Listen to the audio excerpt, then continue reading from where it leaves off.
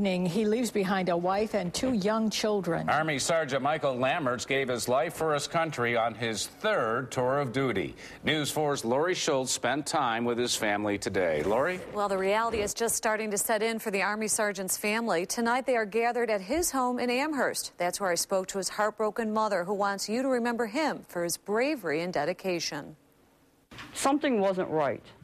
Kendra Speck didn't feel right on Sunday when her weekly call to her son, Army Sergeant Michael Lammerts, went unanswered. A day later, she learned that he had been killed in Afghanistan. Initially, military officials told her that he and his unit had been ambushed, but few other details have since been released.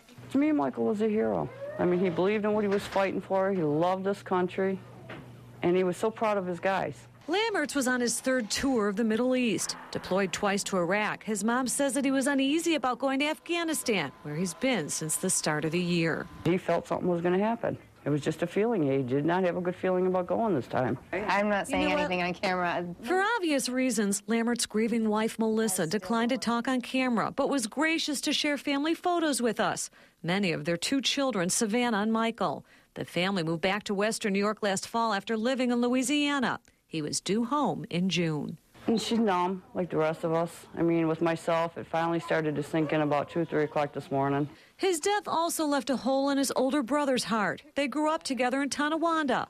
Lammerts joined the Army after 9/11. He would do anything for anyone. I mean, he loved his job. He loved his family. Like other military families who've lost loved ones in this war, Lammerts' mom can't help but question the cause for which her son died. For all the kids that are out there, it's time to bring them home. I mean, these folks have lived like this for thousands of years. They don't want our help. You know, enough's enough already. It's been too many years. But for now, she pays tribute to her brave son, whose memory she vows to keep alive in the hearts of his children. I want them to know who Michael was, the sweetheart that he was. That he was a hero. Funeral arrangements have not yet been made. Tonight, Lammerts' family is still waiting to find out when his body will return home to the United States. His mother told me that her son's commanding officer recently put him in for a Bronze Star.